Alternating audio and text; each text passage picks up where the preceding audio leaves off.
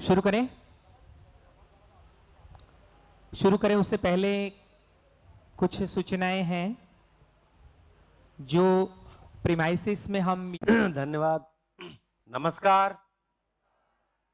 आप लोग ठीक हैं? हाँ, क्योंकि दोपहर में भोजन के बाद में सत्र चलाना थोड़ा मुश्किल होता है, पहला सत्र।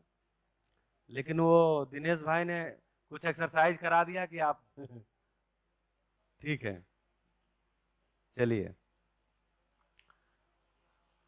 तो सुबह आपका स्वागत करना भूल गया था, शायद दिनेश भाई ने किया होगा। आप सभी आए हैं, आप कृपा किए हैं, बहुत अच्छी बात है, स्वागत है आपका। यहाँ के व्यवस्थापकों का भी आभार है कि उन्होंने व्यवस्था किया इस शिविर के लिए।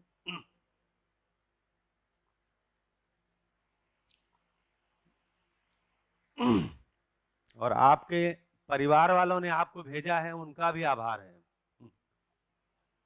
हाँ, जिनके परिवार सहित नहीं आए हैं और परिवार ने भेजा है, उनका भी, परिवार का भी आभार है। तो जीवन विद्या शिविर, जैसे सुबह बोला था, एक शिक्षा की प्रक्रिया है, एक शिक्षण की प्रक्रिया है। इसमें एक तो कंटेंट आने के बाद आप में कुछ प्रश्न बनेंगे और एक आप में पहले से कुछ प्रश्न बने होंगे। तो आप चाहें तो उन प्रश्नों को कहीं नोट भी कर लें और जब जब आपको उस प्रश्न का उत्तर मिल जाए तो उसको काटते रहिए। और जिस प्रश्न का उत्तर 7वें दिन भी नहीं मिलेगा उसको हम आप निपट लेंगे। ठीक है। तो ये शिविर पूरे देश में चलते हैं, दुनिया में भी चलते हैं। दुनिया मतलब कर्नाटक, दुनिया के देश के बाहर अभी 3 जगहों पे चलते हैं, कनाडा में, यूएस में और भूटान में। और देश में चलते ही है। तो ये शिविर सबसे पहले अमरकंटक के बाहर कहीं गया था, तो दिल्ली आईआईटी में गया था 1991 में। प्रोफेसर यशपाल सत्या जी आईआईटी दिल्ली में प्रोफेसर थे प्लाज्मा फिजिक्स के, सत्य की खोज में थे। बहुत सारा उन्होंने तरीका देखा, लेकिन जो साइंटिफिक तरीका होता है, ये साइंटिफिक तरीका बोलते हैं, तार्किक, सार्वभौमिक, जीने योग्य, समझाने योग्य, ये तरीका उनको नहीं मिल रहा था। तो डॉक्टर रण सिंह आर्य जी थे और बहुत सारे लोग, अभी बहुत सारे हमारे जो शिविर लेने वाले साथी हैं उसमें बहुत सारे लोग उस समय आईआईटी में पढ़ते थे। तो वहां से शुरुआत हुआ। उसके बाद शिक्षा में अगर इसको देखेंगे तो सबसे पहले छत्तीसगढ़ सरकार में आया। छत्तीसगढ़ सरकार में 2007 में चेतना विकास मूल शिक्षा के रूप में आया और चेतना विकास मूल शिक्षा के नाम पे वहां पे एक पाठ्यचर्या आज भी चलती है, अभ्यासक्रम आज भी चलता है वहां। और उसके बाद महाराष्ट्र सरकार ने इसको अपने यहाँ संचालित किया, लेकिन कुछ सरकार बदली, कुछ और, जैसे सरकार के माध्यम से अगर कहीं कुछ काम करते हैं आप, तो सरकार के बदलने पे हो सकता है कि बंद हो जाए काम, लेकिन उपकार ये होता है कि सरकार के माध्यम से समाज तो मिल ही जाता है आपको। जैसे महाराष्ट्र में अभी 3 केंद्र चल रहे हैं और ज्यादातर उसमें शिक्षक ही जुड़े हैं। जो सरकारी ढंग से शिविर करने आए वो शिक्षक जुड़े और बाद में वो स्वयं से अध्ययन करने लगे, शिविर लेने लगे। केंद्र बन गया बुल्ढाना में, पूना में, ऐसे करके यवतमाल में, कामठवाड़ा जिसको बोलते हैं, ऐसे जगहों पे केंद्र भी बन गया। फिर दिल्ली में जब एक सरकार बनी तो उसमें सरकार में जो डिप्टी सीएम बने वो पहले से जीवन विद्या शिविर किए थे, किए ही नहीं थे, उसकी रिकॉर्डिंग भी किए थे। क्योंकि उनका पुराना अभ्यास था डॉक्यूमेंट्री फिल्में बनाने का, पत्रकारिता का। तो उन्होंने कहा कि हमारे यहाँ जो है, क्योंकि शिक्षा मंत्री भी मैं हूं, तो इसलिए मेरे पास स्वतंत्रता है और जो मुख्यमंत्री हैं उनकी बहुत अड़चन भी नहीं है, तो यहाँ पर इसको काम को ठीक से किया जाए। तो वहां पर हमें भी बुलाया उन्होंने, हम भी गए काम करने के लिए। तो वहां आशा से ज्यादा परिणाम मिले हैं।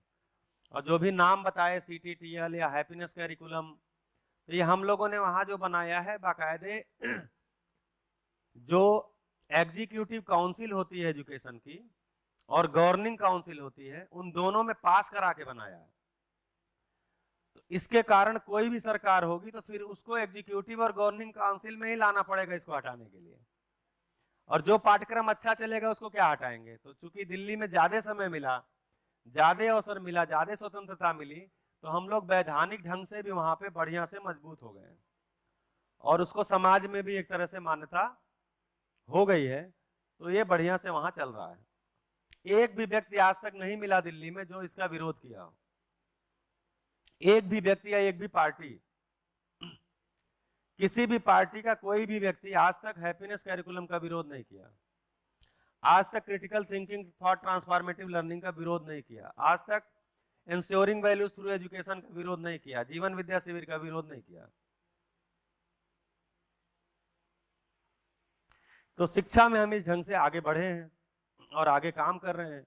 हो सकता है आगे शिक्षा में बाकायदे विधिवत ये चीजें आ जाएं, क्योंकि जिस ढंग से जो पिछले मानव संसाधन विकास मंत्री थे केंद्र के, तो आईआईटी दिल्ली, आईआईटी बीएचयू में कार्यक्रम चलता था, तो आईआईटी के डायरेक्टर को उन्होंने बुलाया, फिर एआईसीटीई की मीटिंग कराया। एआईसीटीई की मीटिंग में पूरे देश के इंजीनियरिंग कॉलेजेज में इसको फैकल्टी डेवलपमेंट प्रोग्राम के तहत और इंडक्शन प्रोग्राम के तहत चलाने के लिए निर्णय ले लिया।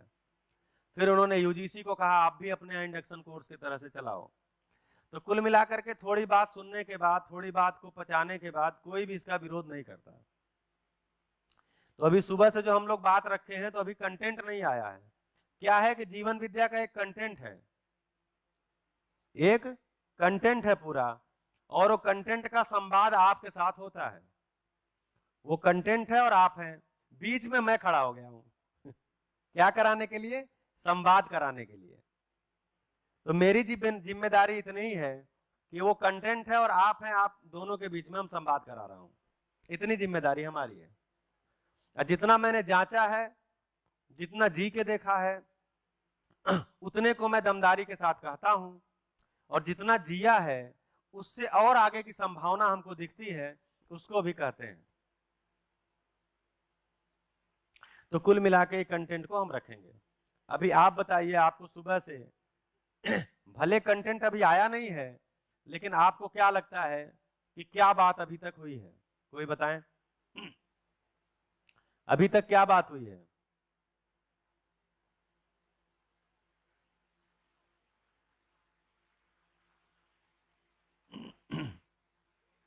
माइक तो सारा यहीं पे है।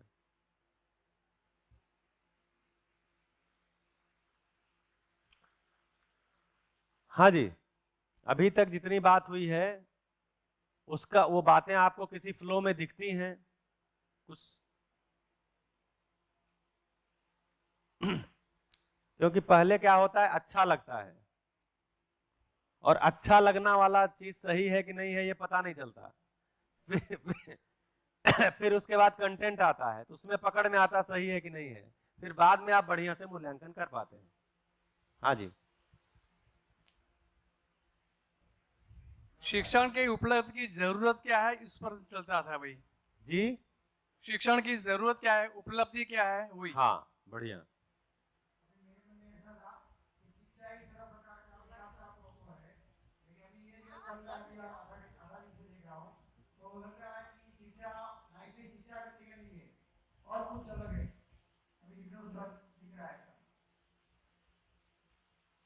बढ़िया।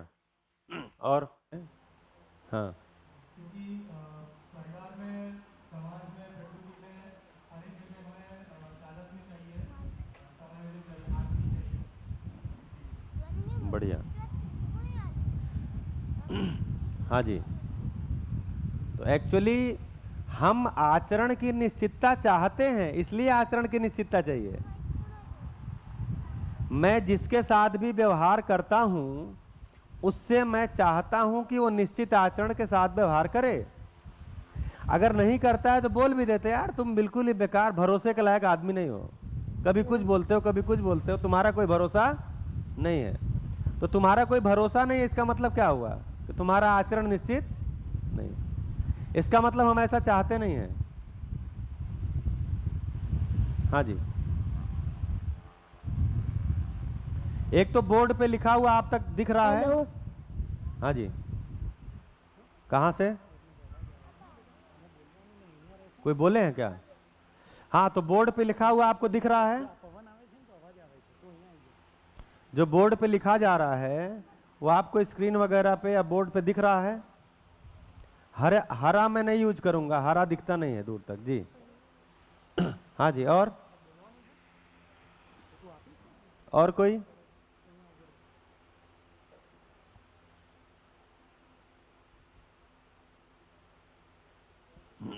चलिए, हाँ जी, इधर दीजिए।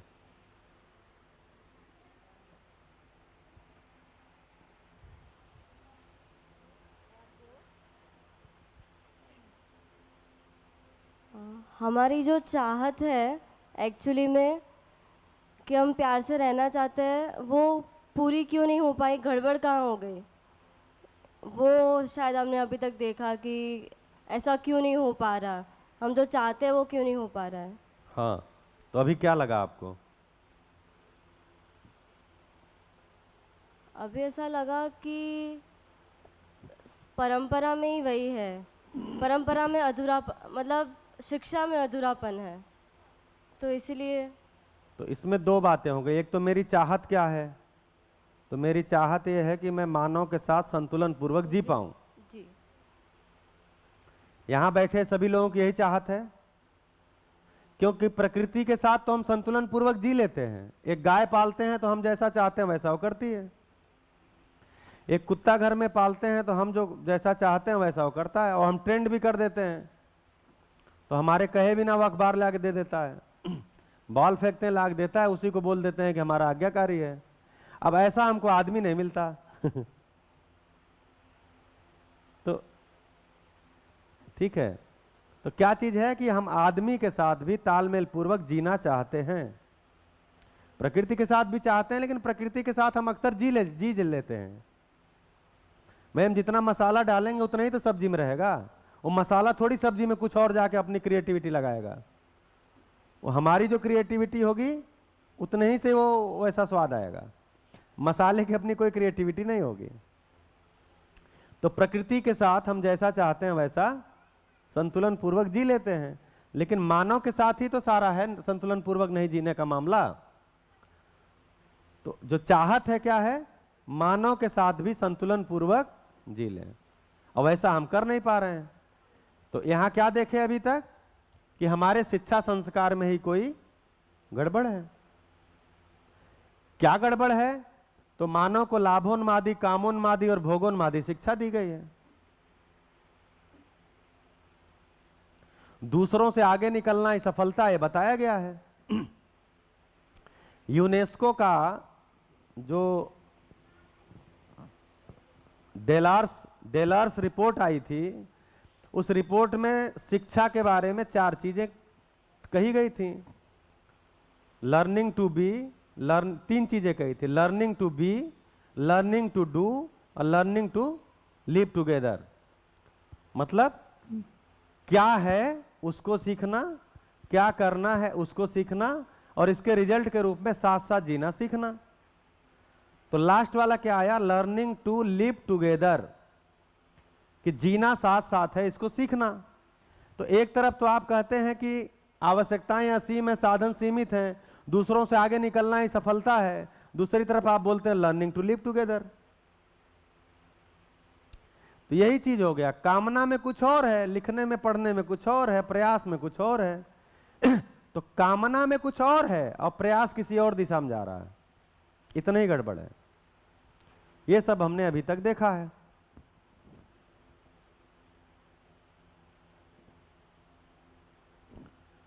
तो जितनी भी कामनाएं हमने शिक्षा के बारे में की हैं, एक्चुअली वो उपलब्धि हुई नहीं है। शिक्षा से मानव, अभी बोले ना कि सही गलत की पहचान के लिए शिक्षा। क्या शिक्षित लोगों को सही गलत की पहचान हुई है? तो अब इसको क्या कहेंगे? ये कामना है कि जो शिक्षित होंगे उनको सही गलत की पहचान होगी, लेकिन एक्चुअल में ऐसा नहीं हुआ। न इधर प्रयास हुआ, न इधर कोई उपलब्धि हुई।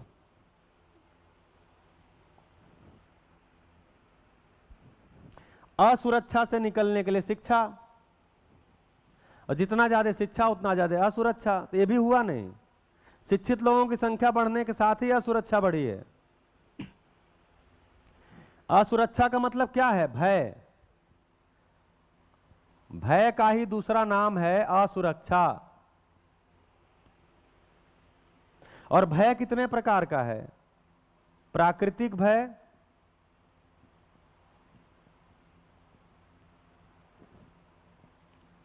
पाशविक भय,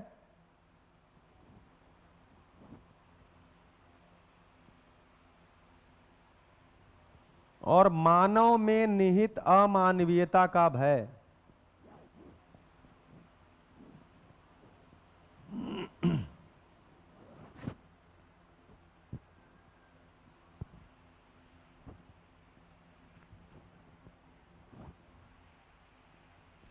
ये तीन ही प्रकार के भय हैं।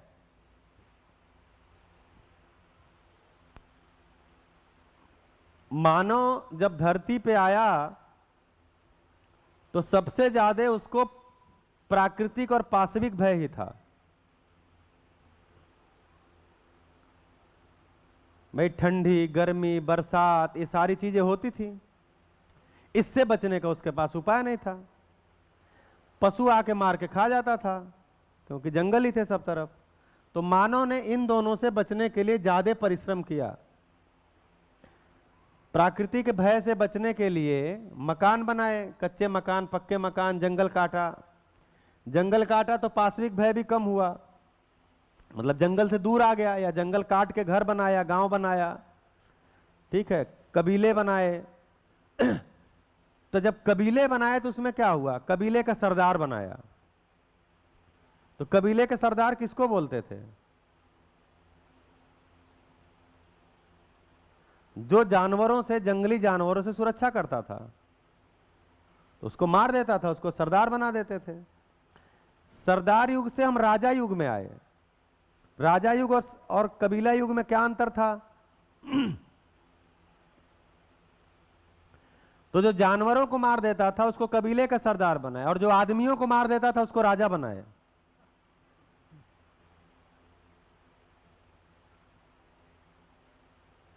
मतलब इस राज्य की सीमा में हम सुरक्षित हैं, और दूसरा कोई राज्य का राजा या राज्य आएगा तो ये उनको मार देगा। तो इस ढंग से हम प्राकृतिक भय और पाशविक भय से निपटते हुए कबीला युग, राजा युग से होकर के आज हम लोकतांत्रिक युग में आए हैं। अब इसमें ये जो तीसरा वाला है,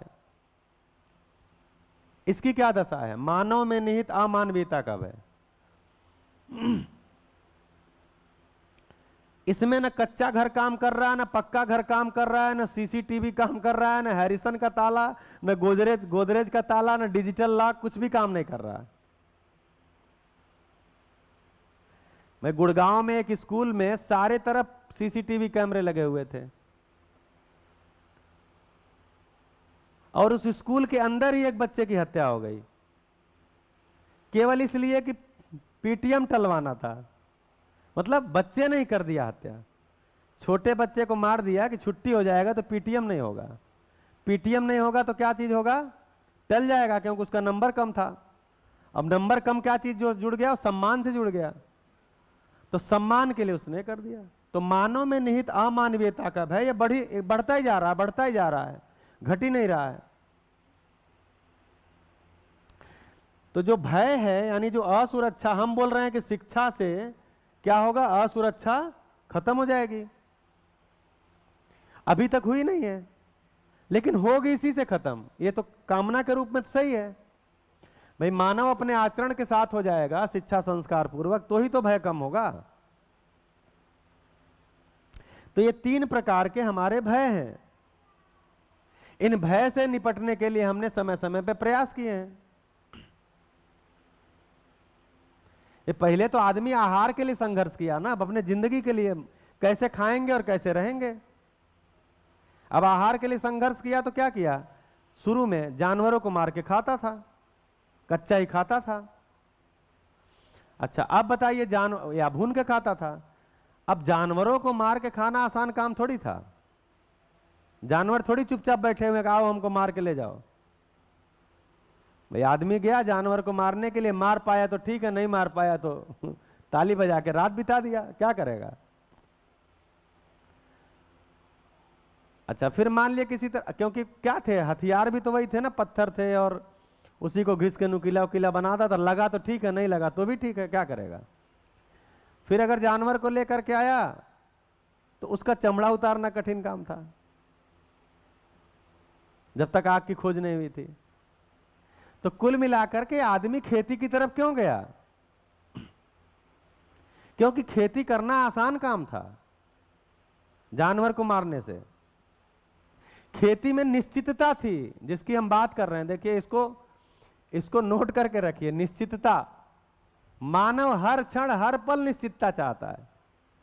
खेती में निश्चितता थी कि एक बीज डालेंगे, किसी चीज का एक बीज अगर हम मिट्टी में डालेंगे तो 3-4 महीने में वो 50 बीज में बदल जाएगा। बदलता है कि नहीं बदलता है? धान, गेहूं, चना, अरहर, ये सारी चीजें क्या हैं? एक बीज को डालिए 3-4 महीने 5 महीने में 50 बीज मिल जाएंगे। ये निश्चितता थी। फल अगर कहीं पहचान लिया खाने वाला, उसकी खेती शुरू किया, तो एक निश्चित टाइम पे उस पर फल आएगा। तो निश्चितता की तलाश में खेती को सबसे अच्छी जीविकोपार्जन की चीज मानी गई, क्योंकि उससे आहार की निश्चितता थी। उधर की तरफ गया तो एक्चुअली निश्चितता की खोज में है। तो जिस चीज में उसको निश्चितता मिली, उनको अपने उपयोग में ले आया। जिस पदार्थ में निश्चितता पहचान पाया, उस पदार्थ को उपयोग में लाया। ऐसा नहीं है कि बाकी पदार्थ में अनिश्चित आचरण है, अपने लिए उपयोगी पाया, उनको ले आया, अपने पास रखा। पेड़ पौधे में निश्चितता है, उनका उपयोग किया। जीव जंतुओं में निश्चितता थी, उनका उपयोग किया। अब मानव में निश्चितता हो ही नहीं पा रही है, इसलिए एक मानव दूसरे मानव के लिए अनुपयोगी हो जा रहा है। भाई कोई भी परिवार टूटने का कारण क्या होता है? किसी भी परिवार में जो विभाजन होता है वो क्यों होता है? क्योंकि वो स्वतंत्रता चाहते हैं। मूल मुद्दा साधन का नहीं है कि नहीं जी हमारा साधन आपका साधन, जमीन बट जाएगा। मानसिकता का है। मन में एक स्वतंत्रता चाहते हैं। आपका अड़ंगा क्यों लगे? हमारा जीना अलग है, आपका जीना अलग है। तो मानसिकता का मामला है, वो सुविधा का मामला ही नहीं है। हमको लगता है सुविधा का मामला है। इसलिए भी अलग होने की कोशिश किया कि जब आदमी कम रहेंगे तो झगड़े कम रहेंगे। फिर उसमें क्या हुआ कि छोटा परिवार हो गया। छोटे परिवार में अलग तरह की समस्या हो गई। फिर उस परिवार में 2 ही सदस्य बचे, उनमें भी नहीं पट रहा है। अब क्या करें? तो लास्ट में कोर्ट कचहरी। अभी कोर्ट कचहरी में पारिवारिक मुकदमे बढ़ते चले जा रहे हैं। कोर्ट कचहरी अलग हो गए। अब इसमें कहां अलग होते होते कहां तक जाएंगे? जबकि ये सही बात है कि मानव जब भी खुशी पूर्वक जिएगा तो मानव के साथ जिएगा। इस सभा में बैठे हुए सभी लोग आप जांच के देखिए, आपको खुशी ज्यादा कब मिलती है? जब किसी के साथ अपनत्व पूर्वक, तालमेल पूर्वक आप जीते हैं, कि आपको सुविधा ज्यादा मिलती है, तब खुशी मिलती है। तो जब आपको कहीं तालमेल मिलता है, कहीं हार्मनी मिलती है संबंध में, तब आपको ज्यादा खुशी मिलती है। तो हमने मानव को समझा नहीं, मानव से दूर होने की कोशिश में लग गए। तो परिवार टूटने लगे, संबंध छूटने लगे, पति पत्नी भी अलग होने लगे, दूर दूर रहने लगे। और दूर होने का मन किया तो कोर्ट कचहरी चले गए। ऐसे ही कर रहे हैं। तो साथ जीना कोई कार्यक्रम है, ये पकड़ में नहीं आया, जबकि साथ जीने के अलावा कोई विकल्प भी नहीं है। उसके अलावा आप खुश हो ही नहीं सकते। तो ऐसा हम अभी जीते हुए आए हैं। शिक्षा करते किसकी है? अभी जो शिक्षा का कार्यक्रम है वो किसके साथ है? बच्चों के साथ।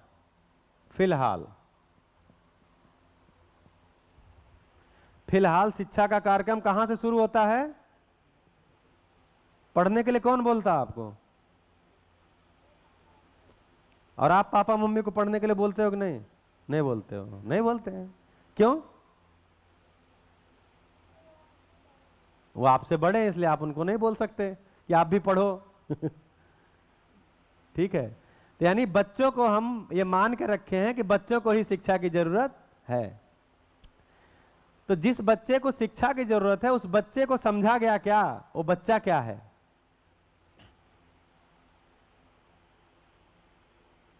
जिस बच्चे के लिए हम सारा शिक्षा का कार्यक्रम बनाए हैं, स्कूल खोले हैं, कॉलेज खोले हैं, ट्यूशन लगाए हैं, शिक्षा विभाग बनाए हैं, शिक्षा मंत्रालय बनाए हैं, उस बच्चे को समझा गया।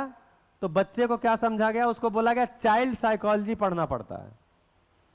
मैं चाइल्ड साइकोलॉजी पढ़ा हूं, जितने भी टीचर हैं वो चाइल्ड साइकोलॉजी पढ़ते हैं। अब पढ़ के पढ़ा नहीं पाए आज तक।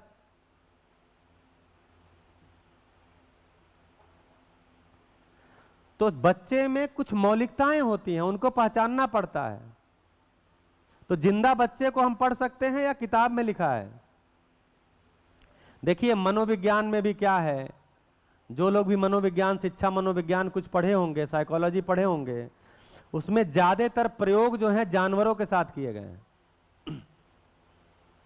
आप में से पढ़े होंगे, थॉर्नडाइक ने किया है, पावलव ने किया है। ये सब किस पे किए हैं? जानवरों पे, बंदर पे, चिंपैंजी पे, कबूतर पे, खरगोश पे, बिल्ली पे, इसी पे तो किए हैं प्रयोग। इसमें कोई है साइकोलॉजी? साइकोलॉजी या टीचर हैं तो चाइल्ड साइकोलॉजी बीएड किए होंगे। तो सारे प्रयोग जो किए गए हैं किस पे किए गए हैं? जानवरों पे। लगाया किस पे गया? आदमी पे। जबकि यहां बोल रहे हैं जानवर अलग चीज है और आदमी अलग चीज है। अब फॉल्ट समझ में आ रहा क्या गड़बड़ है? गड़बड़ यही है, मानव का अध्ययन नहीं हुआ। तो एक बच्चे को समझा जाए क्या है, तो बच्चे के अंदर कुछ मौलिकताएं होती हैं। पहला होता है बच्चा जिज्ञासु होता है। जिज्ञासु, जिज्ञासु का मतलब, जिज्ञासु का मतलब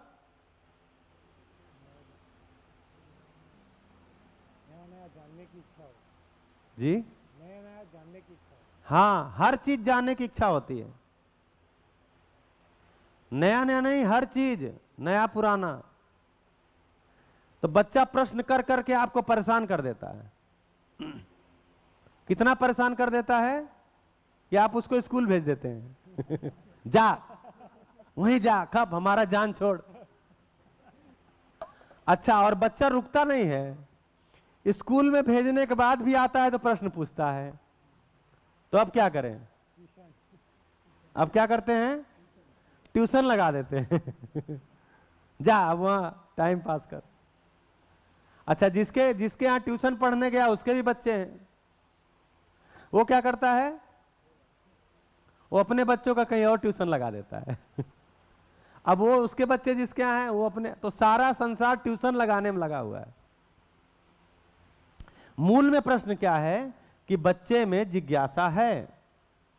इतनी सारी बातें सुनने के बाद ये तो ध्यान जाता ही है कि बच्चा जिज्ञासु है।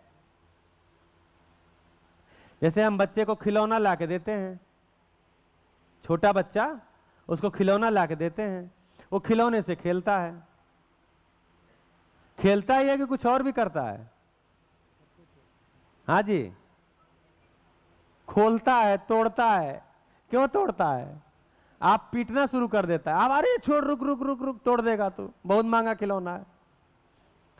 तो 2 बार 3 बार अगर आपसे आंख बचा के तोड़ लिया तो तोड़ लिया, नहीं तो आप तो निगरानी रखते हो जब वो खोलता है, क्योंकि आपने पैसा लगाया उस पर, तो मेहनत से का पैसा लगा हुआ है। तो आपको नहीं तोड़ रहा है, ये तो तोड़ रहा है खिलौना, मत तोड़ो, बहुत महंगा है। तो क्या करता है? खिलौने को कहीं किनारे, क्या करता है? कहीं किनारे रख देता है और वही सीसी बोतल ढक्कन से खेलना शुरू कर देता है। ऐसा क्यों करता है? क्योंकि पता है कि ये सीसी बोतल ढक्कन इनके लिए कबाड़ है, ये इसके लिए डांटेंगे नहीं। और हम क्या कहते हैं? देखो इतना महंगा खिलौना लाया था, अब इसका इसमें मन ही नहीं लगता, अब इसको फिर खिलौना ला के दो। आप उसको खेलने कहाँ दिए?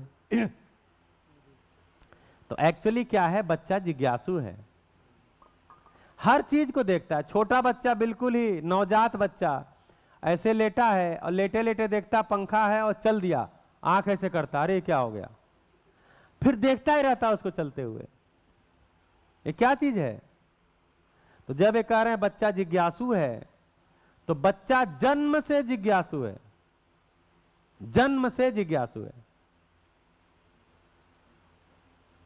आप हम सभी जांच के देखे ही हैं, हमारे आपके घर में बच्चे बड़े हुए ही हैं, अपना भले हम नहीं देखे होंगे, अपने बच्चों का तो देखे ही हैं। दूसरा, बच्चा न्याय का याचक है।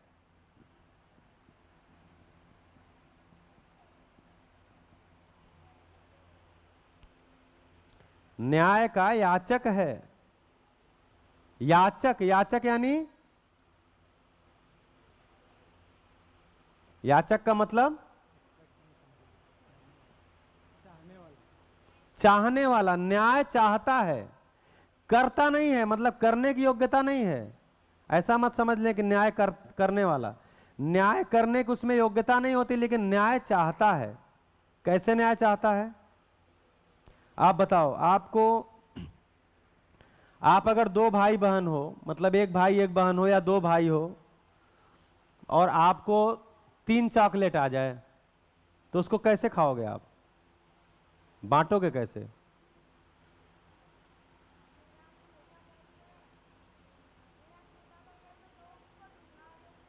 हाँ, ऐसे न्याय होता है। देखिए, तो बच्चा न्याय का याद, ये बोल रहे हैं 3 चॉकलेट है, तो मैं और मेरा छोटा भाई है, तो चूंकि वो छोटा है इसलिए उसको 2 दे दूंगा और मैं 1 ले लूंगा। अब कोई बच्चा ऐसा भी कह सकता है, नहीं मैं बड़ा हूं तो मैं 2 ले लूंगा, ऐसा भी कह सकता है, भाई तुम छोटे हो तुम 1 ही लो।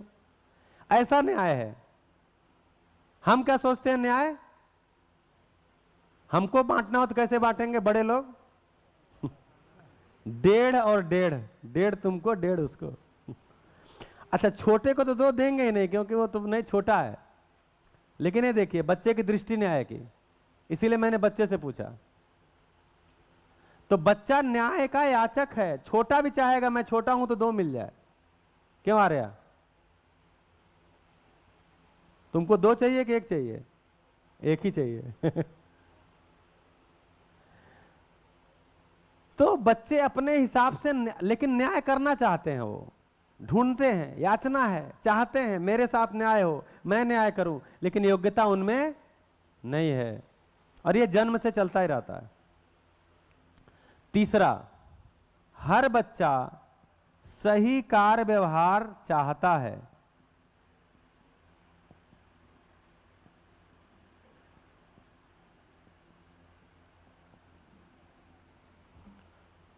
हर बच्चा सही कार्य व्यवहार चाहता है, करता है नहीं, चाहता है। इसका कोई उदाहरण दीजिए।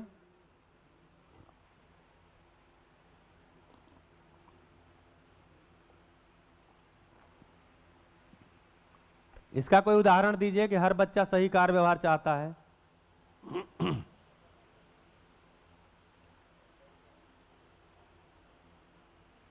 हाँ जी, नहीं आ रहा कोई उदाहरण?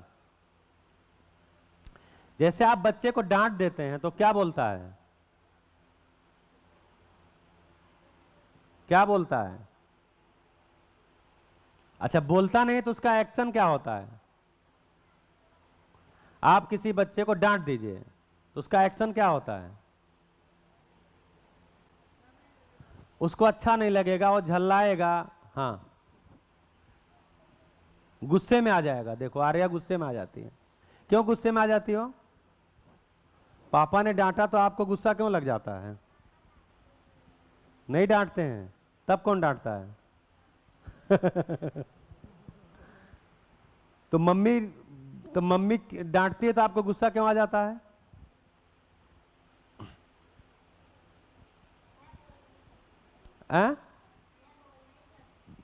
बोल नहीं सकती, डर लग रहा मम्मी से। चलिए, तो कुल मिला के ये सारी बातें क्या है कि ये इसलिए गुस्से में आती है, ये इसलिए बुरा लगता है कि नहीं, हमको समझा नहीं गया, हमको डांट दिया गया। हम तो सही कर रहे थे, इनको पता ही नहीं था हम सही कर रहे थे।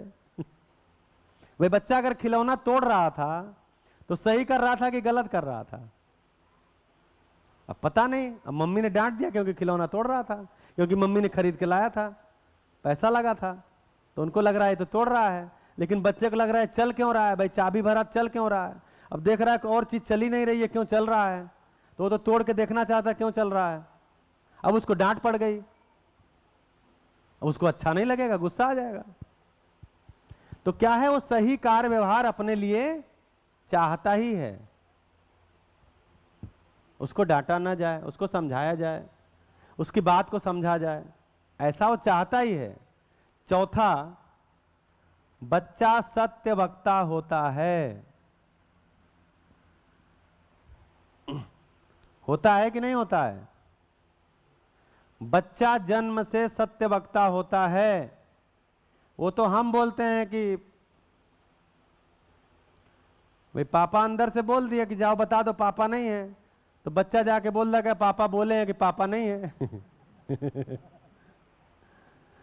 मतलब ये तो ऐसा नहीं है सब जगह होता होगा, या सब बड़े झूठ ही बोलते हैं। तो कुल मिलाकर के बच्चा तो सत्य वक्ता होता है, झूठ का तो उसको पता ही नहीं रहता झूठ क्या होता है। ये चार मौलिकताएं बच्चे में जन्म से होती हैं। अब कोई भी दुनिया की साइकोलॉजी लेकर के आइए, बच्चे के अंदर ये चार मौलिकताएं होती हैं, इसको काट सकता है? नहीं काट सकता। इसी बच्चे के साथ हमको काम करना है शिक्षा में। जिस बच्चे के साथ ये पूंजी है, यही पूंजी है इसकी, यही कैपिटल है, इसी बच्चे के साथ हमको काम करना है। तो ये ध्यान रखना पड़ेगा कि नहीं रखना पड़ेगा?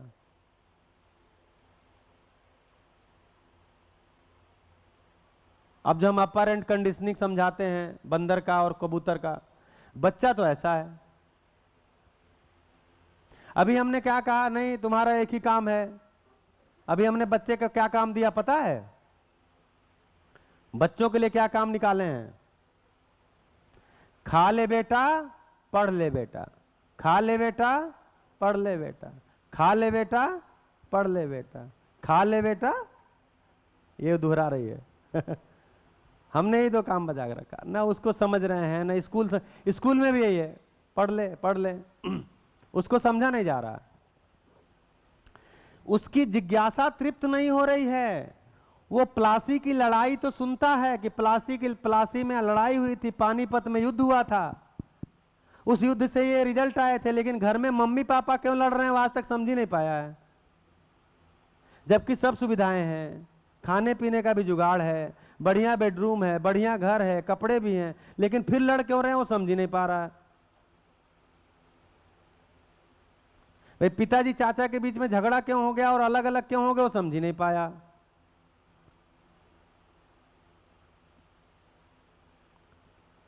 क्यों? क्योंकि मानव का अध्ययन शिक्षा में से गायब हो गया। शिक्षा में मानव का अध्ययन नहीं है।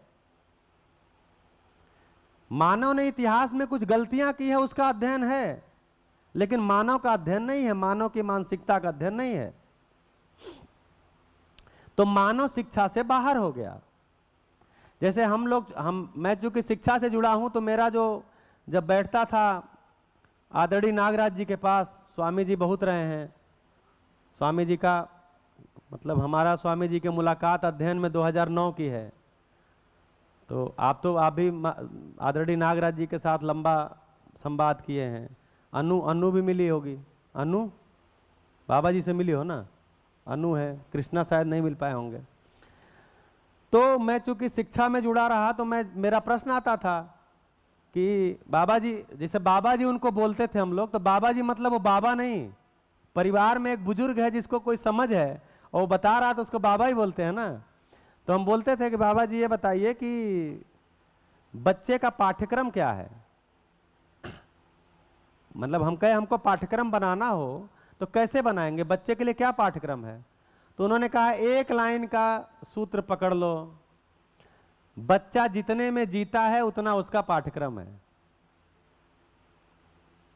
हमने कहा एग्जाम्पल, तो बोले जो छोटा बच्चा है वो केवल और केवल अपने परिवार में जीता है, अपने मम्मी पापा भाई बहन दादी बाबा। अब उसको समझ देनी है, देखिए समझ देनी है तो मूल्यों की देनी है। शिक्षा संस्कार का मतलब क्या है? मूल्यों की समझ देनी है। तो उन संबंधों पे बात करना पड़ेगा जिन संबंधों में जीता है, उसका पाठ्यक्रम वहां से बनाइए। बच्चा बड़ा हो गया, स्कूल जाने लगा या मोहल्ले में भी जाने लगा, तो उसके कुछ मित्र हो गए, तो उसका संबंध फैला दायरा, उसका पाठ्यक्रम वहां हो गया। और मित्र बने और रिश्तेदारों में जाने लगा, वो पाठ्यक्रम हो गया। बाजार भी जाने लगा, वो भी उसका पाठ्यक्रम हो गया। तो बोले ऐसे पाठ्यक्रम बनता है। तो इसका एक सूत्र है, बच्चा जितने में जीता है उतना उसका पाठ्यक्रम है। तो उसको समझने के लिए बच्चा न्याय का याचक है, बच्चा जिज्ञासु है, बच्चा सही कार्य व्यवहार चाहता है, बच्चा सत्य वक्ता है। इसको समझ के अगर हम पाठ्यक्रम बनाएंगे तो पाठ्यक्रम में क्या रखेंगे? अच्छा, ये पूंजी लेके बच्चा हमारे यहां कितने दिन रहता है शिक्षा में?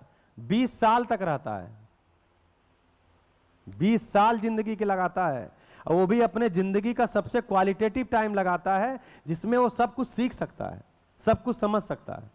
एक उम्र के बाद तो उसको बोलता है क्या करें, अब तो रोजी रोटी और झगड़ा लड़ाई ये वो, क्या इसमें समझें।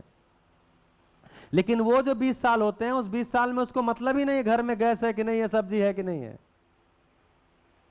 यानी वो पूरा का पूरा एकदम से एक ही दिशा उसकी है, शिक्षा शिक्षा शिक्षा, समझना जीना, समझना जीना, अभ्यास। तो ये 20 साल तक इस पूंजी को लेकर के शिक्षा में लगाता है, और 20 साल का टाइम कम नहीं होता। इस 20 साल में क्या होना चाहिए? तो बच्चे की जिज्ञासा तृप्त होनी चाहिए। यहां लिख रहे हैं तृप्त। तृप्त मतलब तृप्त यानी अब बची ही नहीं जिज्ञासा।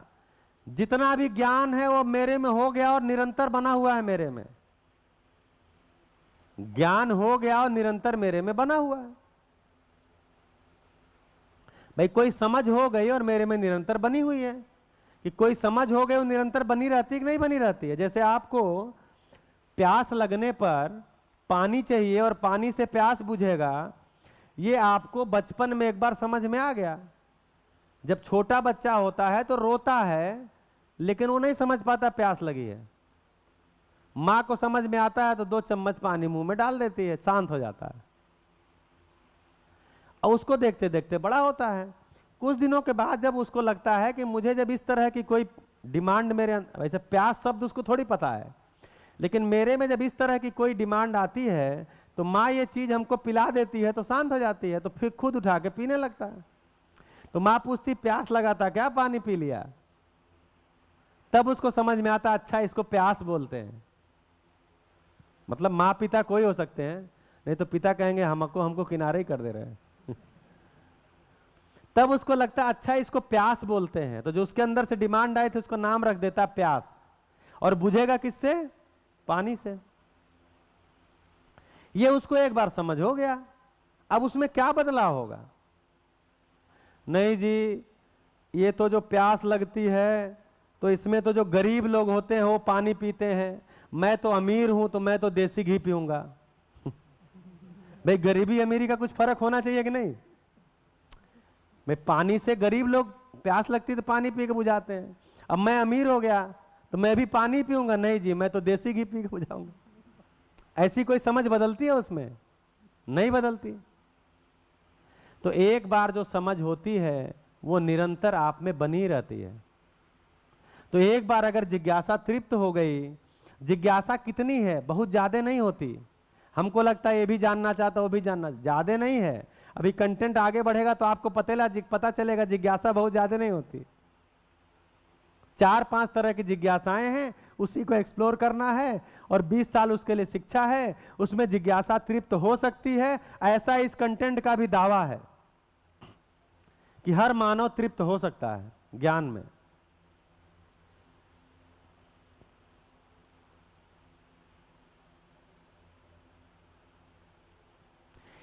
इसी तरह से बच्चा अगर न्याय का याचक है तो 20 साल में उसको क्या शिक्षा देनी है? 20 साल में शिक्षा को क्या करना है? कि उसकी न्याय करने लग जाए, न्याय की योग्यता हो जाए उसके अंदर, न्याय पूर्वक जीने लग जाए। नहीं तो हम बचपन से न्याय चाह रहे थे और बुजुर्ग में भी न्याय चाहते चाहते दुनिया से विदा हो गए। तो शिक्षा क्या की, संस्कार क्या किया, परिवार क्या किया, समाज क्या किया? आप न्याय की तलाश में पैदा हुए, न्याय के तलाश में ही चले गए। तो न्याय की योग्यता हो जाए। तीसरा, सही कार्य व्यवहार चाहता है तो ऐसा करने लग जाए, सही कार्य व्यवहार करने लग जाए। चौथा, सत्य वक्ता है तो सत्य में उसकी निष्ठा हो जाए कि सत्य कोई चीज होती है, सत्य कोई चीज होती है, सत्य सत्य ही सत्य है, असत्य कभी सत्य नहीं है। हम लोगों से लोग पूछते हैं नहीं झूठ जरूरी है, तो हमने कहा देखिए अगर झूठ जरूरी है तो 15 दिन केवल झूठ पे जी के देख लीजिए, एक प्रयोग कर लीजिए। लेकिन उस 15 दिन सत्य नहीं बोलना है, केवल झूठ बोल के देख लीजिए।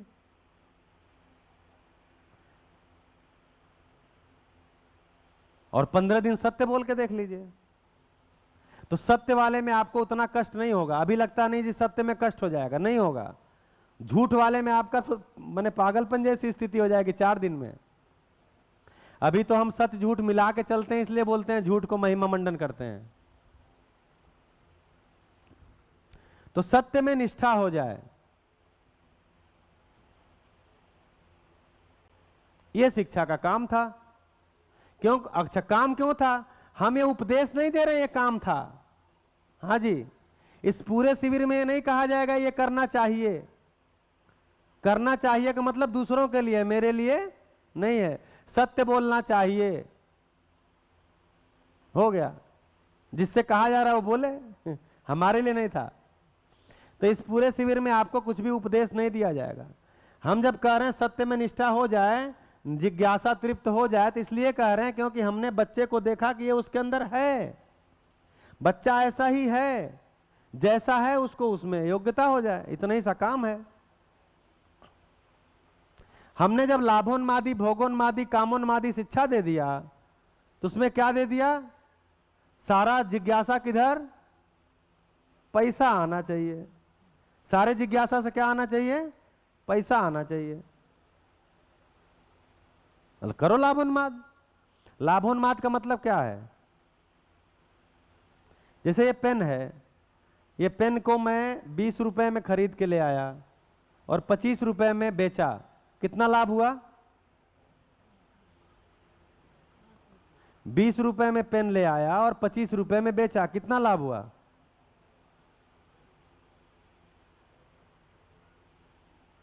तो कोई बता सकता है, गणित थोड़ी है। 5 रुपए। अच्छा, 20 रुपए का लाया और 30 रुपए में बेचा, बोल भी नहीं रहे आप। 10 रुपए। 20 रुपए का लाया और 50 रुपए में बेचा, कितना लाभ हुआ? 20 रुपए का लाया और 100 रुपए में बेचा, कितना लाभ हुआ?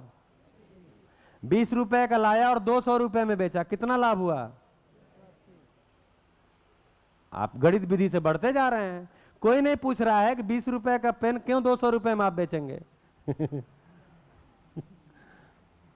तो हम गणित विधि से बढ़ते जा रहे हैं। बढ़िया हल, हाँ हाँ बढ़िया, नंबर मिल गया जी। 180 रुपए फायदा हुआ गणित विधि से।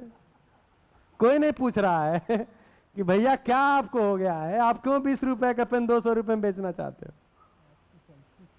अभी ऐसा ही हो रहा सब जगह पे, कोई नहीं पूछ रहा है। तो इस पेन की कीमत जो हम बेचेंगे कैसे डिसाइड होगी? तो बाजार में 20 रुपए का मिला, मैं बाजार गया, आया, अपना समय लगाया, कोई श्रम लगाया, पेट्रोल जलाया या साधन से बस से गया, भाड़ा खर्च हुआ, वो दाम जोड़ के मैं आपसे ले लिया कि मैं 20 का 200 रुपए में बेचूंगा। तो जब 20 का 200 में बेचा जाएगा तो इसी को बोलते हैं लाभ। जब उन्माद के स्तर पे आ जाता है उसी को लाभोन्माद बोलते हैं। उन्माद के स्तर पे क्यों आता है? जब हमको लगता है आवश्यकताएं असीम हैं और साधन सीमित हैं, तो मेरे पास खूब सारा पैसा होना चाहिए, खूब सारा पैसा होगा तो ही हम सरवाइव कर पाएंगे तो इसमें लाभोन्मादी हो जाता है। फिर वो 20 रुपए का पेन 500 रुपए में भी बेच ही सकता है।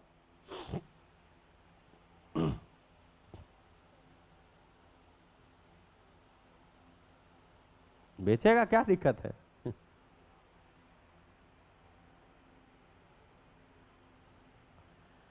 तो देखिए, बच्चों को अगर पैसे की सही जानकारी दे दी गई रुपए की, तो बच्चा रुपए के पीछे पड़ेगा नहीं। रुपया तो कमाए, मतलब ठीक है, रुपया है, अभी तो हमारे पास रुपया ही बचा है और कुछ तो बचा ही नहीं है। क्या बचा बताइए? दिल्ली में जब बोलते हैं भैया आपके पास हवा बचा नहीं है, हवा खराब कर दिए, पानी बचा नहीं है, पानी खराब कर दिए, मिट्टी बचा नहीं है, मिट्टी खराब कर दिए, बचा क्या है? पैसा ही बचा है। पैसे को खाओ, पैसे की रोटी बनाओ, आगे चल के ही होगा। तो कुल मिला के क्या होगा कि पैसे की सही जानकारी दे दी जाए बच्चे को। और पैसे की सही जानकारी यह है कि पैसा स्वयं में पैसा है ही नहीं। हाँ जी, पैसा स्वयं में पैसा नहीं है, वो रुपए पर ही लिखा है। क्या लिखा है? हर रुपए पे क्या लिखा है? मान लीजिए 10 रुपए का नोट है तो उस पर क्या लिखा रहता है? देखिए 10 रुपए का नोट क्या लिखा रहता है उस पे? उस पे बीच में 2 लाइन एक लिखा रहता है, जहां साइन रहता है, रिजर्व बैंक के गवर्नर का साइन रहता है, तो वहां क्या लिखा रहता है? मैं धारक को 10 रुपए अदा करने का वचन देता हूं। तो वो वचन है, रुपया थोड़ी है। वो वचन है, और उस वचन से कोई कभी भी मुकर सकता है, जैसा कि 8 नवंबर 2016 को मुकर गए थे। कि आपके पास जो 500 और 1000 की नोट है वो कल से आपका काम खत्म। तो जिसने वचन दिया उसकी मर्जी, मुकर जाएगा। तो मूल में पैसा कुछ भी नहीं है, वस्तु उसके पीछे है। अब जैसे आपके पास 10 बोरे गेहूं हो और कोई टीवी पे आकर के बोले कि हिमांशु जी जो आपके घर 10 बोरे गेहूं हैं वो कल से बेकार हैं, वो होगा? नहीं होगा। वस्तु थोड़ी बेकार होती है। लेकिन जो प्रतीक है, तो रुपया क्या है? प्रतीक है। वो किसी ने जारी किया है, जिसने जारी किया उसका उस पर अधिकार है, इसीलिए आके बोल दिया कल से खत्म। वो टेंडर है ही नहीं है। तो कुल मिला के वस्तु मूल होती है, वो भी किसी वस्तु के बदले ही छापी गई है, रुपया भी। तो हमने क्या किया? समस्त जिज्ञासा को कहां ले आके टिका दिया? पैसे पे। और पैसे से कुछ भी नहीं मिलता। कुछ मिलता पैसे से? लोहे बोलना नहीं मिलता। समझ लो, बोल रहे हो नहीं मिलता है। पैसे से कुछ नहीं मिलता। कॉपी कैसे मिली थी? पेन कैसे मिली थी? घर में बनाए थे या दुकान से लाए थे? तो दुकान में कैसे मिली थी? पैसे से मिली थी। अभी बोल रहे पैसे से नहीं मिलता, तो हाँ में हाँ मिला रहे हो खाली। तो आप बताइए, पैसे से कुछ मिलता है?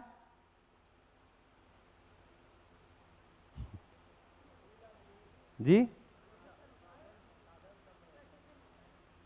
जी, साधन सामग्री पैसे से मिलती है। हाँ जी, हाँ जी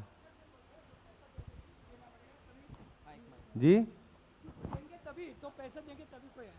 हाँ, पैसे से सामान मिलता है ऐसा कह रहे हैं। मैं कह रहा हूं पैसे से सामान भी नहीं मिलता। Government have fix the money as a transaction value, ये इतना का ये कंसिडर किया है, बेस वैल्यू है। हाँ ठीक है, लेकिन मैं जो कह रहा हूं कि पैसे से सामान भी नहीं मिलता या नहीं मिलेगा।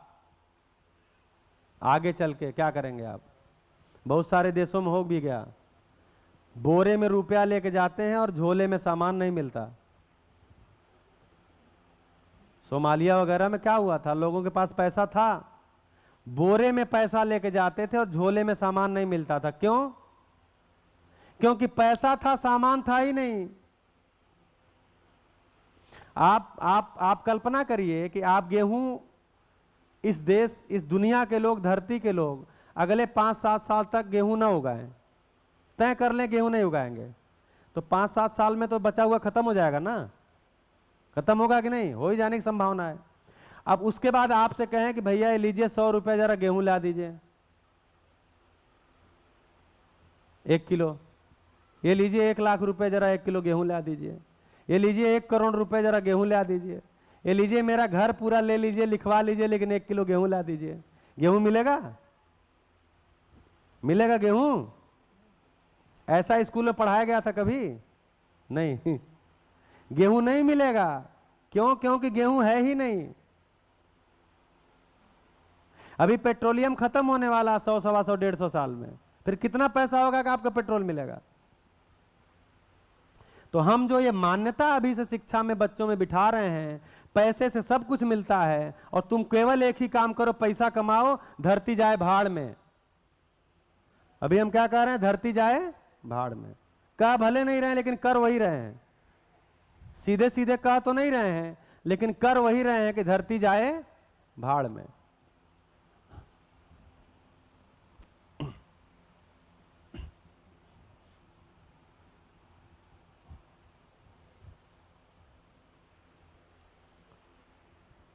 पदार्थ हैं, पदार्थ, पदार्थ का मतलब मिट्टी, पत्थर, मड़ी, मड़ी मतलब चमकने वाली चीज, मतलब जिसमें से प्रकाश निकलता हो, और धातु,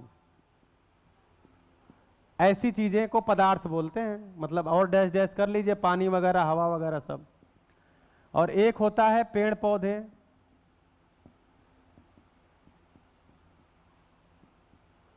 तीसरा होता है पशु पक्षी, और चौथा मानव। ये 4 तरह की चीजें धरती पर पाई जाती हैं।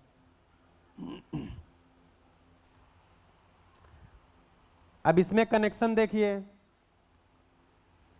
पदार्थ और पेड़ पौधों के बीच में हार्मनी है।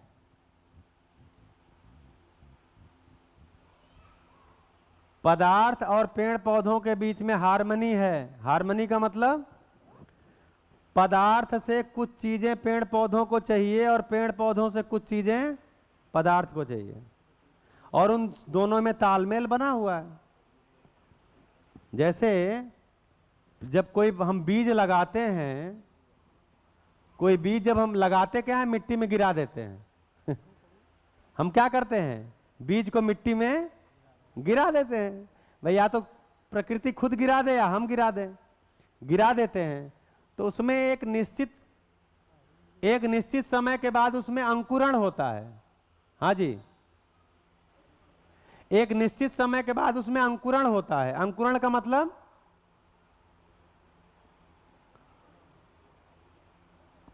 हो गया। अंकुरण का मतलब एक हिस्सा उसका नीचे की तरफ जाता है और एक हिस्सा ऊपर की तरफ जाता है। तो जो नीचे की तरफ जाता है वो पानी और मिनरल की खोज में जाता है, ऊपर जो जाता है वो हवा और धूप की खोज में जाता है।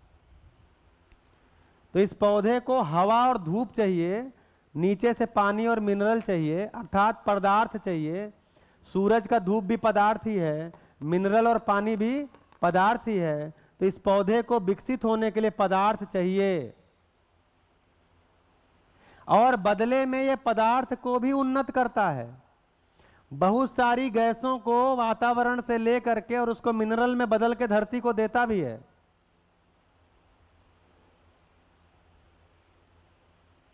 इसकी जड़ें नीचे जाती हैं। अगर यहाँ पानी नहीं आ रहा है और आप पानी दे दे के इसके जड़ों को नीचे ले जाते हैं, तो जहां पानी मिलता है वहां तक ये जाता है, पत्थर को भी छेद के जाता है नीचे, और पथरीली जगह पे भी ऊपर की तरफ पानी आ जाता है जड़ के रास्ते से। यानी पदार्थ को भी एक अनुकूलता देता है। तो कुल मिलाकर के कहना यह है कि पदार्थ और पेड़ पौधों के बीच में एक संतुलन है, एक हार्मनी है। इसी तरह से पेड़ पौधे और पशु पक्षी के बीच में भी एक संतुलन है, एक हार्मनी है, एक संतुलन है। कैसे? तो सीधा है कि ज्यादातर पशु पक्षियों का आहार क्या है? कोई न कोई पेड़ पौधा है, उसका बीज है, उसका फल है, उसकी पत्ती है, उसका जड़ है, उसका तना है। तो पेड़ पौधों का कोई न कोई हिस्सा पशु पक्षी का आहार है। तो इस तरह से पेड़ पौधे पशु पक्षी के लिए पूरक हैं। और पशु पक्षी पेड़ पौधों के लिए कैसे पूरक हैं? पशु पक्षी पेड़ पौधों के लिए कैसे पूरक हैं? हैं कि नहीं है? आपको लगता है? तो कैसे हैं बताइए। हाँ, थोड़ा माइक वगैरह में बोलिए तब पता चलेगा जी। पशु पक्षी खाद्य देते हैं, वो पेड़ पौधों के लिए काम में आता है। खाद देते हैं वो काम में आता है, बढ़िया। तो जो खाद देते हैं उससे पेड़ पौधे विकसित होते हैं। अच्छा, खाद बनने की प्रक्रिया देखिए। अगर पशु पक्षी ना हो तब भी पेड़ पौधों के पत्ते खाद बनेंगे कि नहीं बनेंगे? सड़ के पेड़ पौधों का जो छिलका होगा, पत्तियां होंगी, फूल गिरेगा, वो सड़ के खाद बनेगा कि नहीं बनेगा? बनेगा। तो पशु पक्षी कैसे उसमें योगदान दे रहे हैं? उस पौधों के बीज को दूसरी ओर गिरा कर बनाते हैं जी। हाँ जी, हाथ खड़ा करिए। कहाँ से बोल रहे हैं? इस पौधे हाँ, इस पौधे के जो बीज है वो जो पक्षी है दूसरी ओर बिखेर कर उसका उत्पन्न करता है। हाँ, वो बीज को विकिरण करके जगह जगह पर उसको ले जाता है, ठीक है। लेकिन ये मामला यहाँ फंसा है कि पशु पक्षी के जो गोबर होते हैं, मतलब जो गोबर करते हैं, उससे पेड़ पौधों को खाद बनता है। तो मैं ये कह रहा हूँ कि अगर पत्ते गिर जाए जमीन पर, उसका छिलका गिर जाए, फूल गिर जाए, फल गिर जाए, तो सड़ के भी खाद बन जाएगा। लेकिन उसको प्रोसेस करने के लिए भी कीटाणु वो चाहिए ना, वो उसको कन्वर्ट करने के लिए। तो कीटाणु, हाँ, तो अभी तो पशु पक्षी की बात हो रही, कीटाणु इसमें नहीं आए हैं। वो इसमें ही आएगा ना, वो जीवावस्था में वो जो भी है पशु पक्षी और कीटाणु। हाँ कीटाणु किसमें आएंगे इस काम में? हाँ, वो इनके बीच में आते हैं। जो काम 1 महीने में पत्तियां या 2 महीने में सड़ के करेंगी, वो पशु पक्षी 1 दिन में उसका खाद बना के निकाल लेगी। हाँ, ये मुद्दा है कि जो पत्ती और ये सब चीजें सड़ेंगी 3-4 महीने में, तब खाद बनेंगी। वो जो पशु पक्षी होते हैं उसको 24 घंटे में कन्वर्ट कर देते हैं, इतनी तेज बनाते हैं खाद। दूसरा, मानव भी उसमें शामिल है जी। काफी बीज ऐसे हैं कि जो इधर भैया हाथ खड़ा करिए। अच्छा, हाँ, काफी बीज ऐसे हैं कि कभी पढ़ते हैं, सुनते हैं कि वो जो प्राणी खाते हैं तो उनका जो उगने का जो प्रोसेस होता है वो बहुत जल्दी हो जाता है। हाँ, जल्दी नहीं हो जाता, तभी होता ही है। तभी होता ही है, यस। तो जैसे बहुत अच्छा, जैसे पीपल, ओके, पीपल का जो पौधा पेड़ है, तो आप किसी पीपल के पेड़ के नीचे पीपल उगते नहीं देखेंगे, जबकि एक पीपल के फल में हजारों बीज होते हैं, एक फल में। और पीपल पे इतना सारा फल लगता है, लेकिन उस पीपल के पेड़ के नीचे एक भी पीपल का पौधा नहीं उगता है।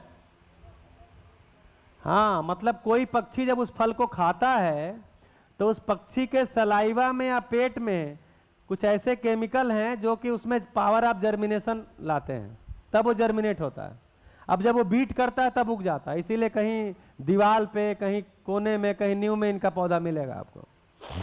ऐसे ही बरगद भी है, ऐसे ही पिलखन है, अब आपके यहाँ क्या बोलते हैं पता नहीं, गूलर है। इसीलिए इन पौधों को अपने शास्त्रों में देव वृक्ष बोला है, और ये बोला है कि पक्षियों के बाद इनका उदय हुआ होगा।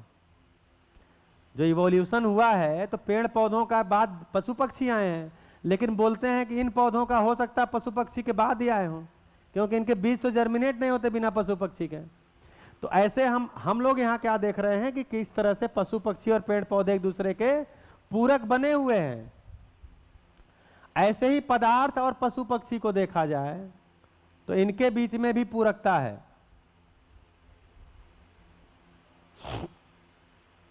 पशु पक्षियों को पदार्थ से कुछ मिलता है, पानी मिलता है, और बीज मिलता है। बीज पदार्थ अवस्था है कि नहीं है? तो आज आप जो बोल रहे थे ना, तो जो बीज होते हैं वो पदार्थ और मिट्टी के बीच की कड़ी है।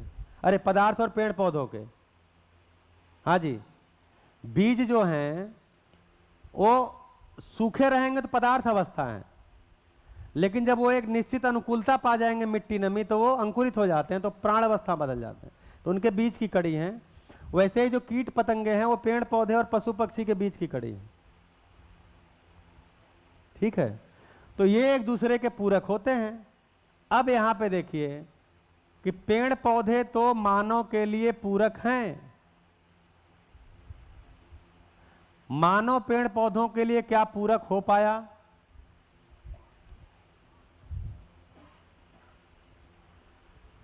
मानव पेड़ पौधों के लिए पूरक हो पाया, इसमें अभी संदेह है, इसीलिए यहां लाल निशान लगाते हैं। जिस तरह से डिफॉरेस्टेशन हुआ है, तमाम सारे पेड़ पौधे खत्म हुए, जिस तरह से बहुत सारी पेड़ पौधों की वैरायटी खत्म हुई, उस तरह से देखेंगे तो अभी पूरक नहीं हो पाया, इसमें शंका है। उसी तरह से पशु पक्षी तो मानव के लिए पूरक हुए हैं, लेकिन मानव पशु पक्षी के लिए पूरक हो पाया है, इसमें अभी संदेह है।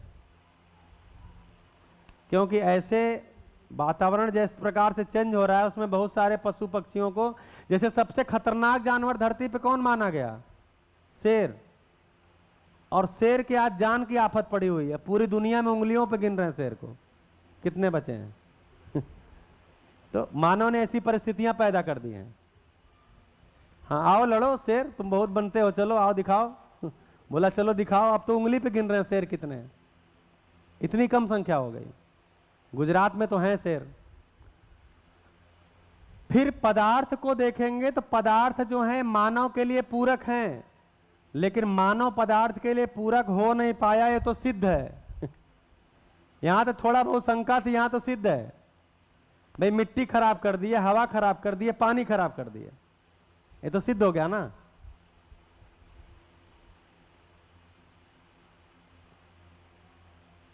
तो अब जो ये कंटेंट, ये चित्र बनाने की आवश्यकता पड़ी, वो कहां से पड़ी थी? जब पूछा था कि पैसे वाला मामला,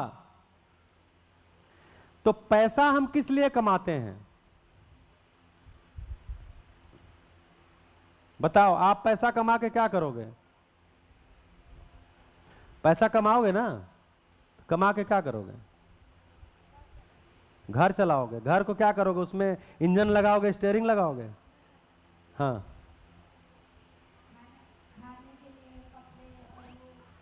हाँ, तो खाने के लिए चीजें कहां से आएंगी? पेड़ पौधे से आएंगी या पदार्थ से आएंगी? भाई बीज खाओगे या फल खाओगे, सब्जी खाओगे? भाई मानव क्या खाता है? या तो बीज खाता है या तो फल खाता है। फल में भी दो कैटेगरी है, कच्चे फल को सब्जी बोलते हैं, पके फल को फल बोलते हैं। ठीक है, कुछ पत्तियां खाता है, तो पत्ती खाता है, फल खाता है, बीज खाता है। ये सब कहां से आएगा? पदार्थ और पेड़ पौधों से आएगा। और फिर पानी भी पिएगा, ये सब यहीं से आएगा ना। तो पैसा किस लिए कमा रहे हो? कि ये आपको मिल जाए। पैसा आप कहीं से कमाओ, खाने का सामान कहां से मिलेगा? यहां से। दूध दही कहां से मिलेगा? यहां से। कपड़ा कहां से मिलेगा? यहां से। मकान कहां से बनेगा? यहां से। कार कहां से आएगी? यहां से। अरे लोहा होगा तब तो कार आएगी। लोहा होगा, एल्यूमिनियम होगा, पीतल होगा, तांबा होगा, तो सब चीजें कहां से आएंगी? यहां से आएंगी। तो सामान हमको सारा यहां से चाहिए। तो जो आपका ध्यान दिलाना चाह रहे हैं, यहां दिलाना चाह रहे हैं जी, कि अभी जो हम पैसा कमाने के चक्कर में छेड़छाड़ इन्हीं से कर रहे हैं। सारा चाहे जैसे पैसा कमाओ, तो सारा छेड़छाड़ इन्हीं से कर रहे हैं। तो पैसा रहेगा ये रहेगा नहीं तो क्या करोगे? पैसा रहेगा ये नहीं रहेगा, क्या करोगे? पानी खराब हो गया, आप क्या करोगे? खरीद के पियो। भाई जो घर में आरओ सिस्टम भी लगाए हैं, वो खरीद के ही पीने के बराबर है ना। उसका आपको एएमसी कराना पड़ता है, उसमें फिल्टर बदलना पड़ता है, उसका बिजली खर्च होता है, तो खरीद के तो पी रहे हैं। अभी दिल्ली में जितने भी इलेक्ट्रॉनिक्स इलेक्ट्रिकल की दुकानें थी, में हमारा ऑफिस दरियागंज में है, वहाँ सब फोटोकॉपी की मशीनें बिकती हैं पूरे साल। लेकिन इस समय सब फोटोकॉपी के मशीन के दुकान के बाहर बैनर लग गया है, यहाँ एयर प्यूरिफायर उपलब्ध है। एयर प्यूरिफायर बिक रहा है। ये क्या चीज है? हवा भी खरीद के पिएंगे, अब मिट्टी कहां से खरीदेंगे? तो हम क्या कर दिए, अपने आने वाली पीढ़ी के सामने टारगेट रखे, पैसा कमाओ, कैसे कमाओ, चाहे जैसे कमाओ, इनको बर्बाद करके ही कमाएंगे, चाहे जैसे कमाएंगे और कैसे कमाएंगे। तो पैसा तो आ जाएगा, ये नहीं रहेगा। इसी को बोलते हैं तनाव। आपके पास पैसा है और आपके पास संबंध नहीं है और बाद में वस्तु भी नहीं होगा, फिर आप तनाव में जाएंगे। इसके लिए अभी सोचना पड़ेगा कि नहीं, हम ये नहीं करें अभी खत्म हो गया है, अभी तो है, लेकिन अभी सोचेंगे कि नहीं सोचेंगे? अभी है भी नहीं। पानी और हवा तो खराब ही हो चुका है। भाई यहां का एयर क्वालिटी इंडेक्स कितना है इस समय? 50 से तो ऊपर होगा ना, 70-80 होगा, तो आप खुशी मना रहे हैं, लेकिन 50 के नीचे होना चाहिए। अच्छा, फिर ये 70-80 है और जिस ढंग से लोग बस रहे हैं, जिस ढंग से सुविधाओं का उपयोग कर रहे हैं, उससे वो दिन दूर नहीं है कि 150 साल में या 50 साल में, 25 साल में यहां भी 300 के ऊपर चला जाएगा। तो अभी सोचेंगे कि नहीं सोचेंगे? उस पर नहीं सोचेंगे तो बिगड़ जाएगा। तो कुल जो कहने का आशय था, मैं कोई निराशा में नहीं ले जाना चाहता, मैं केवल इतना कह रहा हूं कि बच्चे को अगर शिक्षा विधि में उसकी जिज्ञासा, उसका न्याय, उसका सत्य, उसके सही कार्य व्यवहार को उपयोग करते हुए सही शिक्षा दे दी गई, तो कम से कम पैसे का तो सही मूल्यांकन कर ले कि एक्चुअली धन ये है, पैसा धन नहीं है, धन ये है, क्योंकि उपयोग इसका करना है। आपको चाय पीना है तो नोट मसल के थोड़ी डालोगे पानी में, उसके लिए चाय पत्ती चाहिए, उसके लिए चीनी चाहिए, उसके लिए पानी चाहिए, उसके लिए दूध चाहिए।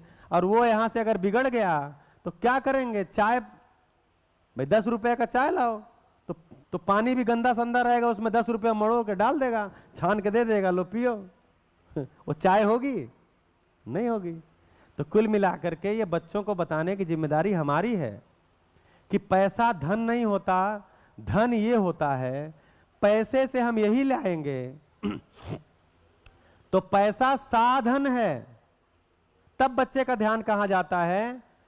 पैसा ही चाहिए नहीं, पैसा भी चाहिए। अभी क्या बता रहे हैं? पैसा ही चाहिए। तो बच्चे को बताना पड़ेगा पैसा भी चाहिए। तो अभी तो यहां चाय उपलब्ध है, भैया का संकेत आ गया, और वो रुपए वाला नहीं है, असली चाय पत्ती वाला चाय है। तो चाय पी के कब आएंगे?